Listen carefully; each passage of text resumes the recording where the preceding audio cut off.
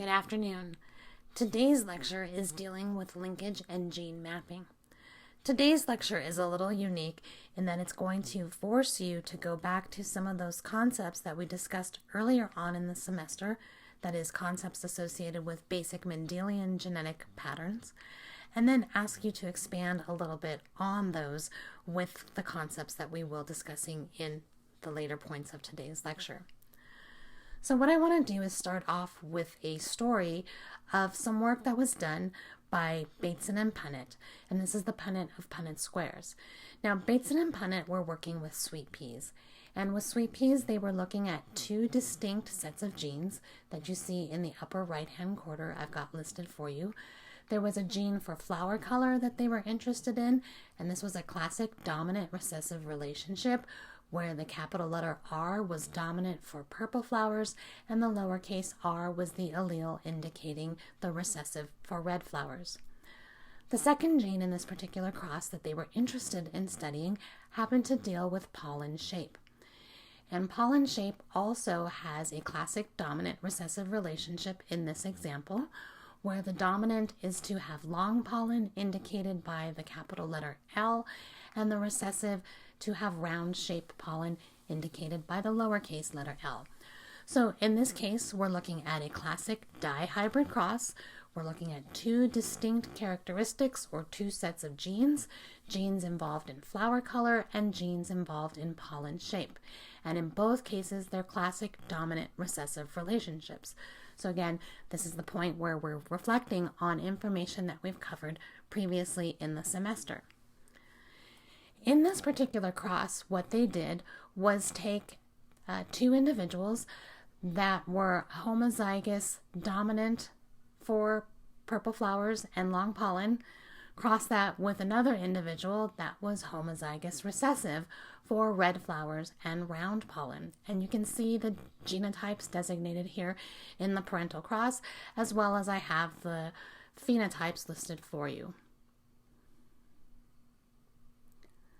Now, in this cross, what they observed in their F1 generation were that all of the individuals were heterozygous, and they had the dominant for flower color, which was purple, and the dominant for pollen shape, which was long. So again, all individuals in the F1 were heterozygous and had both dominant phenotypes associated with it. So this is no surprise. Again, this is all dealing with those classic Mendelian patterns of inheritance that we discussed previously. However, what they did, like good geneticists always do, is take individuals from the F1, cross them to one another, and look at the F2. In the F2, in this exact example, they had 381 offspring. Now, what you're looking at in this table are some things we're going to discuss, as well as the data that they observed in this F2 generation. The first thing I want to look at is the column labeled phenotypes. This is exactly what you would expect in a classic dihybrid cross. So again, I urge you to go back to that basic information that we covered earlier in the semester with the classic dihybrid cross and the outcomes that you would expect phenotypically. Phenotypically, we would expect offspring with purple flowers and long pollen. We would expect offspring with purple flowers and round pollen. We would expect offspring with red flowers and long pollen, and we would expect offspring with red flowers and round pollen, simply going down that phenotypic list. The next column is the expected ratio that we would expect in this particular cross. This is again that classic 9:3 to 3:1 ratio. So that's listed in the expected column. If you look back on the far left of this particular table, you can see an abbreviated form of genotypes listed that are associated with those phenotypes. Because it's a classic dominant recessive relationship in the first example of phenotype with purple flowers and long pollen, genotypically this would include any individuals that had at least one copy of the dominant allele for flower color and one copy of the dominant allele for pollen shape. Hence, the other two locations or spaces for the second allele in both cases are left blank because they could either be dominant or recessive and produce that particular phenotype. And you can work through that genotype column to follow the logistics as far as what genotypes would be included in the phenotypes that we already have listed. So still no surprise, no differences from what we would normally expect in a classic dihybrid cross, like we've covered previously.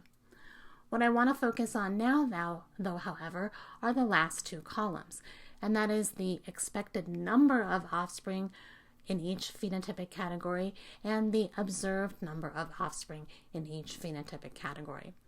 The observed is really easy to figure out. They had 381 total offspring. They went through and they counted up the individuals with the phenotypes that we have listed in this table. So that last column for observed number is the exact number of individuals within each of those phenotypic categories in this experiment. In the second to the last column, that is labeled EXP number, this is the expected number. This is a number that we can calculate based off of the total number of offspring and the expected ratio. So for example, in this case, if we have 381 offspring and we multiply that by the expected ratio for purple flowers and long pollen, which is 9 out of 16, your answer is 215. And you can follow that all the way through for each of the phenotypic categories. So in this way, it's a real straightforward mechanism to calculate the expected number of individuals you would have in each category. So the expected number comes from multiplying the total number of offspring by the expected ratio, and that gives you your expected number. And observed, again, is simply just counting those number of individuals in the experiment. Now, there are some ways of comparing expected numbers and observed numbers statistically. One statistical calculation is known as a chi-squared analysis. And what the chi-squared analysis does is make a comparison between expected and observed ratios to help determine whether or not there is a difference between the expected and the observed. I'm not going to go into the chi-squared calculation for this particular lecture, but what I will say is that Bateson and Punnis looked at these numbers, the expected number column and the observed number column, and decided to use this statistical analysis to see if there was a difference between the expected number versus the observed number. Turns out when they used this chi-squared analysis, it indicated or suggested that there was a difference between observed and expected values. So how were Bateson and Punnett able to explain these variations that they saw in their experiments? That is, that it seemed that statistically there was in fact a difference between the expected number versus the observed number. What we need to do in order to understand how they explained that is to go back to the independent assortment concept. Independent assortment is a mechanism that Mendel had proposed that during gamete formation, segregating or separating pairs of unit factors assort independently of one another. Another way of saying that is that genes on different chromosomes are going to be distributed into gametes independently during meiosis. So let's look at this example that you see on the slide. In this case, we're dealing with an individual with two different genes in question, gene set A and gene set B. This individual is heterozygous for both A and B, and you see that listed there in its genotype on the left-hand side of the slide. In the center, you're looking at a diagram that is meant to represent the chromosomes and the position of the genes, specifically the alleles, on the distinct chromosomes. So the first set is meant to be a homologous pair with the very first chromosome that has the capital letter or the dominant A, and then the second chromosome is the second chromosome in that homologous pair that happens to have the recessive A allele. And then the same thing holds true for the second set of chromosomes. They are a homologous pair with the gene B located on it. The first chromosome in that pair has the dominant allele, and the second chromosome has the recessive allele. What you would expect during gamete formation and independent assortment, the way that Mendel had described it, is that the gametes that would be produced would be what you would see at the bottom of the slide. you would expect gametes of every single combination of alleles. If the first A paired up with the first B, that would be a dominant A and dominant B in a gamete. But if the first A paired up with the second B, you would get a dominant A and a recessive B, which is the second gamete listed here. But if you had the recessive A and the dominant B, that is a possible gamete. And then lastly, you could have the recessive A with the recessive B as a possible gamete. So again, concepts that we looked at earlier on in the semester in looking at how gametes are formed, along with considering independent assortment. So the concept of independent assortment works for genes on different chromosomes. But what happens in situations where genes are found on the same chromosome? And this is not a huge conceptual leap. If you talk about humans, for example, humans have somewhere in the ballpark of around 25,000 genes, and they have 23 homologous pairs. If you do the simple math there's got to be many genes located on a single chromosome. So what happens in a situation when the two genes in question are, in fact, physically located on the same chromosome? In this particular example, again, we're looking at a homologous pair of chromosomes. We also have the same genotype. The individual is heterozygous for both genes A and B. But in this scenario, what we're going to do is make the assumption that both gene A and B are located physically on the same chromosome structure. In this particular case, what would happen during gamete formation is that the dominant A in this case would always move or associate with the dominant B, and the recessive A would always move or associate with the recessive B, because those two genes, those alleles specifically, are on the same physical structure. So this is again a different scenario than what we would see in the previous slide.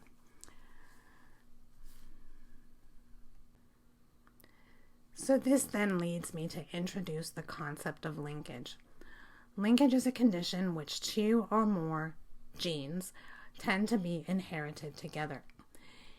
As the definition states on this slide, it is the physical association of genes on the same chromosome causing certain genes or traits to be passed on together. Again, not a hard conceptual leap. If you have two genes in question that are close together on the same chromosome, then they are going to behave in a way where they are transmitted together because they are on the same physical structure. Now I have some additional points here on this particular slide. With linkage, genes may be linked on an autosome or a sex chromosome. There's no real difference there with autosomes or sex chromosomes. And another point is if unlinked, the genes are on different chromosomes or are on the same chromosomes but are far apart. In either of these cases, the genes will segregate into gametes independently during meiosis. So unlinked genes and genes that are far enough apart on the same chromosome actually behave the way Mendel had proposed, following the independent assortment model that he had proposed. It's when genes are closer together on the physical chromosome structure when you end up with situations such as what we've just described with linkage. So now that we've defined and explained linkage or described linkage, let's talk a little bit about how we can determine if two genes are actually linked. And the way that we can do that is to perform a test cross. So again, I'm going to ask you to draw back on some of the concepts we talked about earlier in the semester when we performed test crosses. Test crosses in any situation are a cross of an individual in question to a homozygous recessive individual. This can be to help determine the genotype, but in this particular case, what a test cross is going to help us do is help determine if genes are actually linked. So let's talk about the first scenario on this particular slide, and then we'll go to scenario number 2 on the next slide. In scenario number 1, let's assume that unlinked genes are being utilized in this example in a dihybrid cross. Just like the very first slide I talked about with the chromosomes drawn out on there. In your parental generation, you have your heterozygous individual in question. Again, this is the individual we're trying to work with to determine if, in this case, the genes are linked. So heterozygous individual for genes A and B crossed with a homozygous recessive individual for both gene A and B.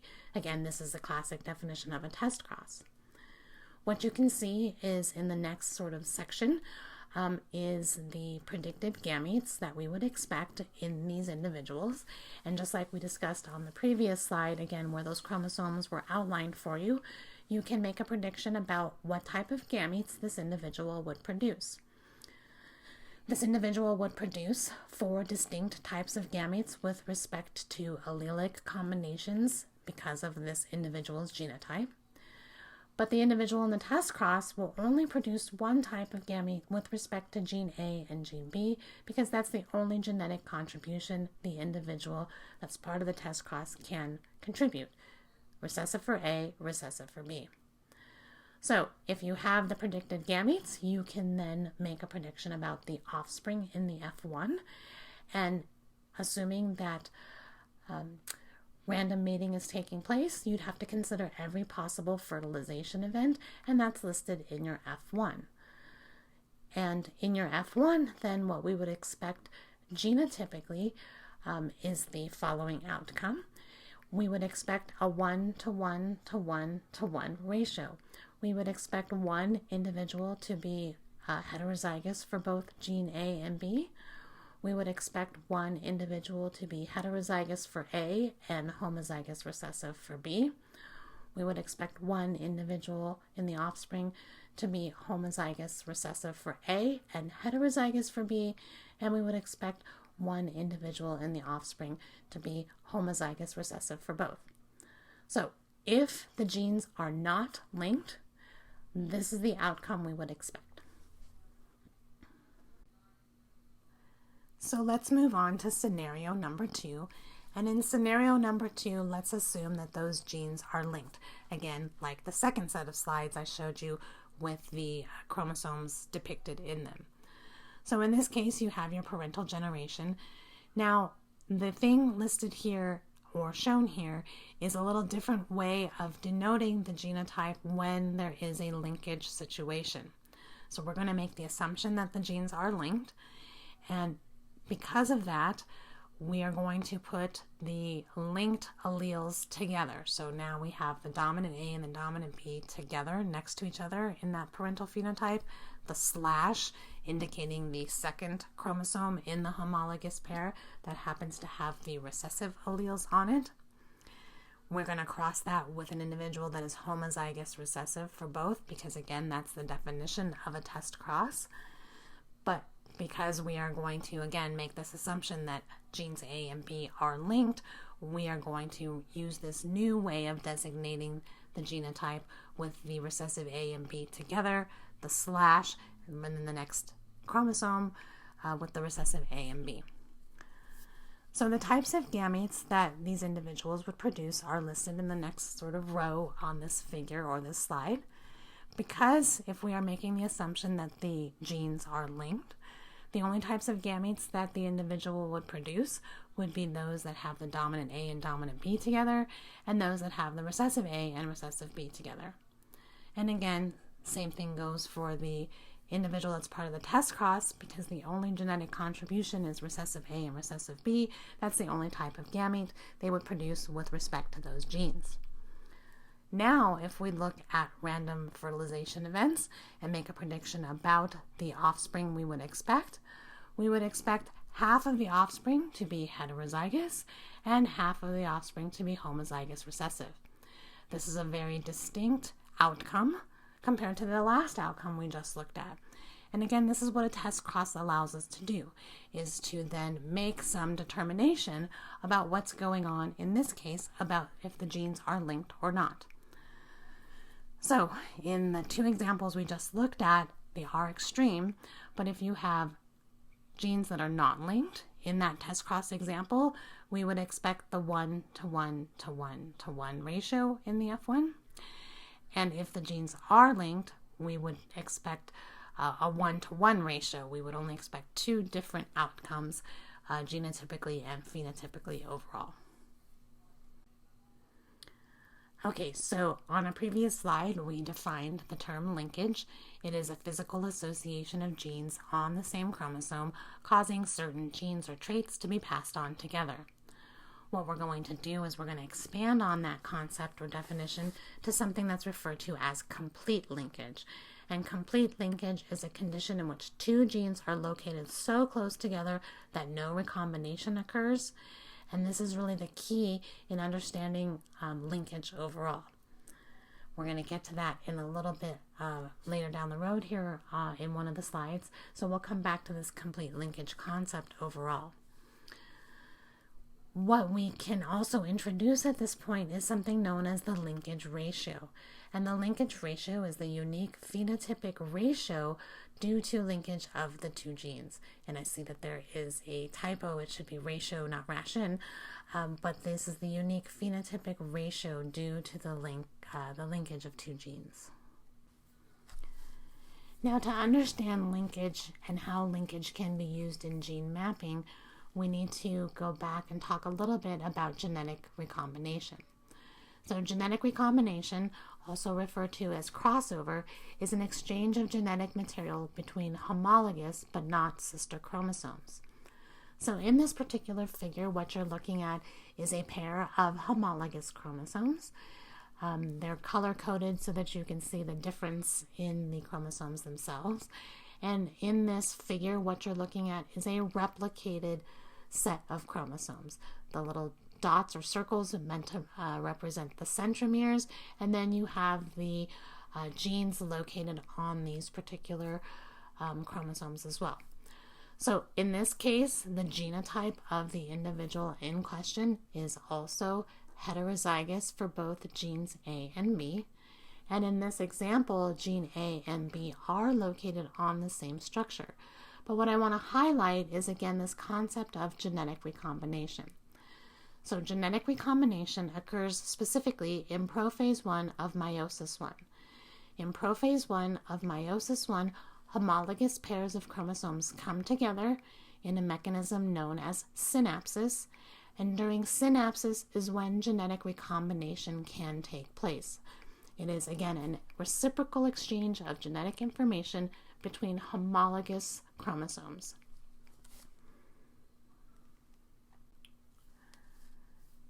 So if you look at the bottom portion of this figure, what you see are the resulting types of gametes that could, in fact, occur if you have these two genes that are linked to one another and recombination has taken place.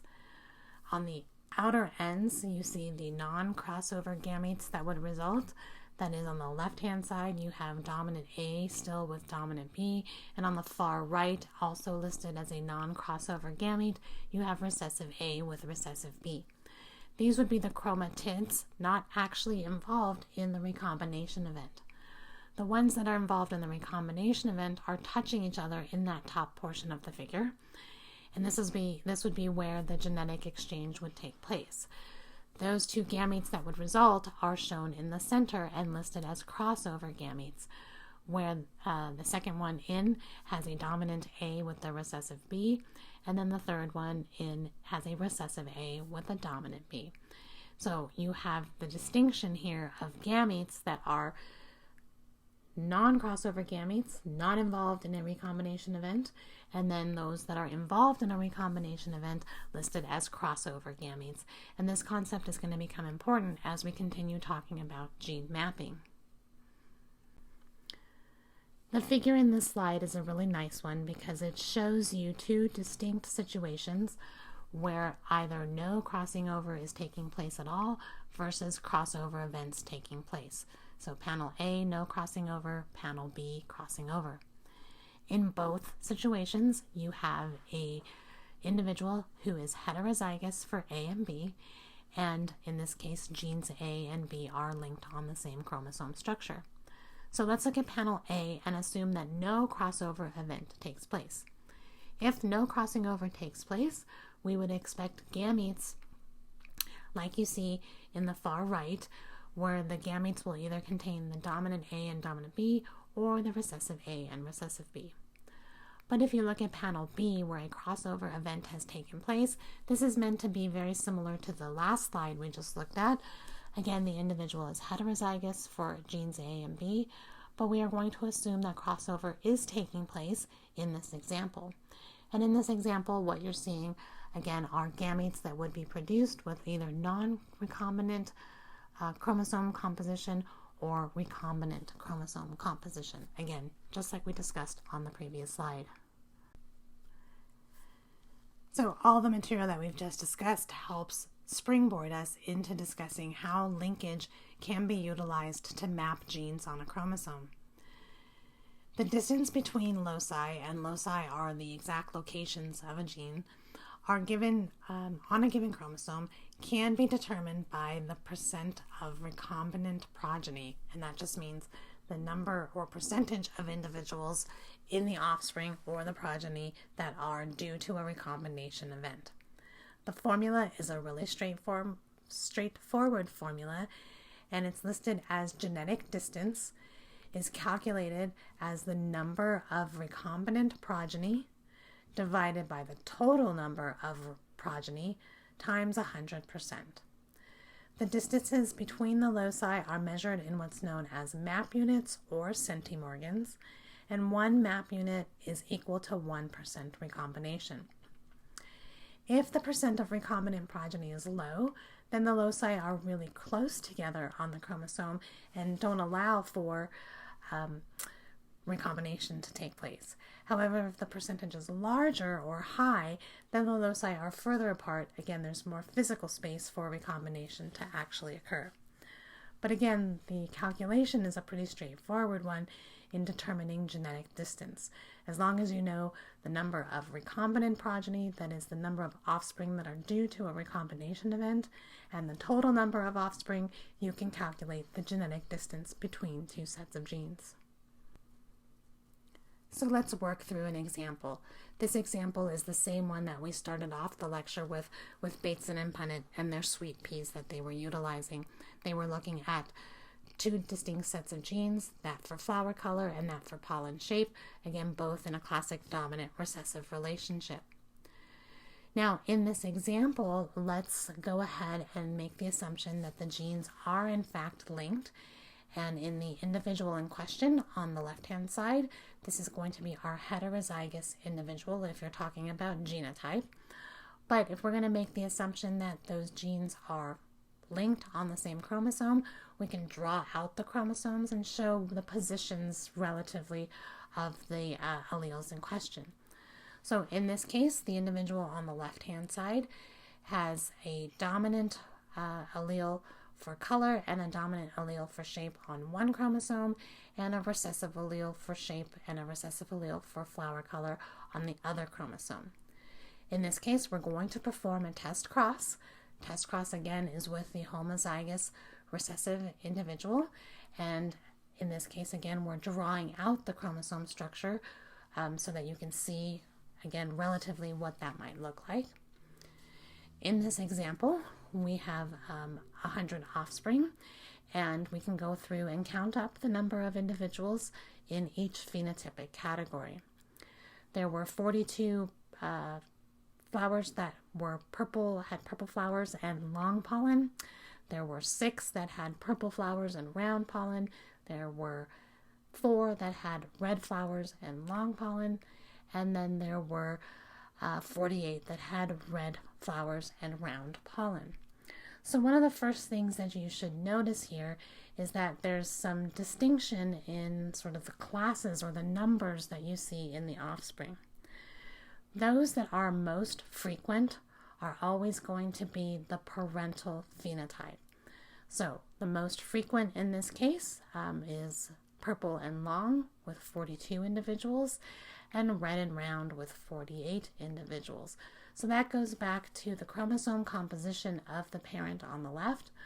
One chromosome has the dominant for color and shape, where the other chromosome has the recessive for color and shape. That means that the individuals that are the least frequent are due to a recombination event taking place during meiosis in that parent in question. Those again are going to be the least frequent, and these are going to be those that are due to a recombination event. And those are listed as non-parental, NP, for non-parental phenotypes. So once we've identified which ones are parental phenotypes and which ones are non-parental phenotypes, we can use that simple formula that we looked at on the previous slide. You take the total number of recombinants, those individuals that are due to a recombination event, that is 6 and 4 for a total of 10. Divide that by the total number of progeny, which in this case is 100. That gives you 0.1. However, the rest of the equation is to multiply by 100% to give you a total of 10 map units or 10 centimorgans between the genes R and L in this example. So here I've just listed what I stated on the previous slide, in that the types of gametes that can be produced are going to be parental gametes. Those are non-recombinant. They are gametes which have alleles arranged as in the original parent. No crossing over has occurred, and this is the most frequent category. Non-parental gametes are recombinant gametes due to recombination events. These have alleles arranged in a combination which differs from the original parent, which suggests that crossing over must have occurred or genetic recombination must have occurred, and these are going to be the least frequent. Okay, so let's work through another example. This is an example in Drosophila, which is the common fruit fly, and is often used as a genetic model organism. In this case, we are again looking at two different sets of genes, genes involved in eye color, and then genes involved in wing shape. So we've got either red or blue eyes or long and short wings. And you can see the phenotypic categories listed in the far left-hand column. In this experiment where the cross was done, or the test cross was done, the observed values are listed there for you as well. The expected values are, again, something that we can calculate based off of our expectation that the genes are not linked. So if you go back to the beginning of the lecture, we went through a scenario in a test cross where if we expected two genes to not be linked, we would expect the 1 to 1 to 1 to 1 ratio. Okay, so what we're seeing in this is that that's not the outcome that we're expecting. What we would do in a normal circumstance would probably apply the statistical calculation, but we don't necessarily need to do that. We're just going to make the assumption here that these values are so different from what is expected that the genes must be linked. So to do the calculation, again, you have to identify the parental versus the non-parental. And the easiest way to do that, if you don't know the genotypes of the individuals in the cross, is look at the most frequent and the least frequent categories. The least frequent are the ones in the center, red-eyed and short at 151 individuals observed, and blue-eyed and long with 154 individuals observed. The formula is to take the total number of recombinant progeny, so 151 plus 154 is a total of 305. Divide that by the total number of progeny or offspring, 2,839, which gives you a value of 0.107. But if you multiply that by 100%, you get a value of 10.7%, or 10.7 centimorgans, or 10.7 map units between these two genes.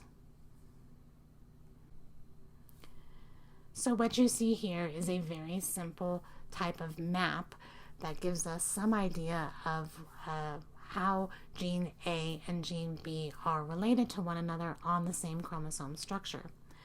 Now, one thing that I want to point out in that this is actually not a physical map, this is a genetic map. A physical map would be one where we know the exact nucleotide distance from one gene to the other. Because recombination is a little tricky in that some places it can happen in what's known as a recombination hotspot, in some places it's more challenging for recombination to take place, we are basing this off of an assumed distance that they're far enough apart that recombination can take place. But we don't know the physical distance. Again, this is based off a recombination frequency, and it is a genetic distance. But nonetheless, in early circumstances where genes were being mapped, this is the way things were being done. Now, we're not going to look at this in any more detail, but this can actually be expanded to look at 3 different genes and map the location of 3 different genes on a chromosome as well. So again, these concepts can be expanded to complete more complicated analyses.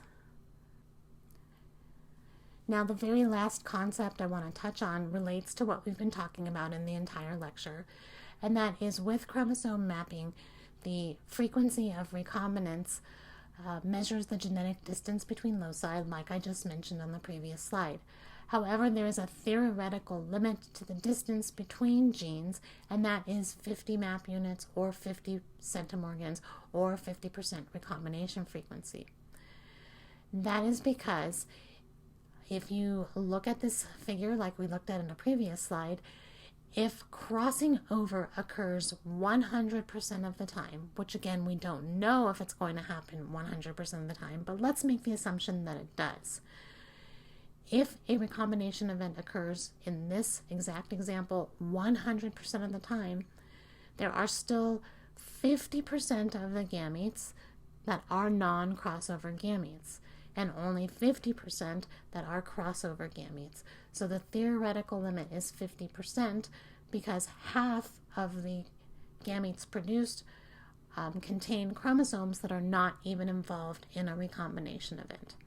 So the value can only be less than 50.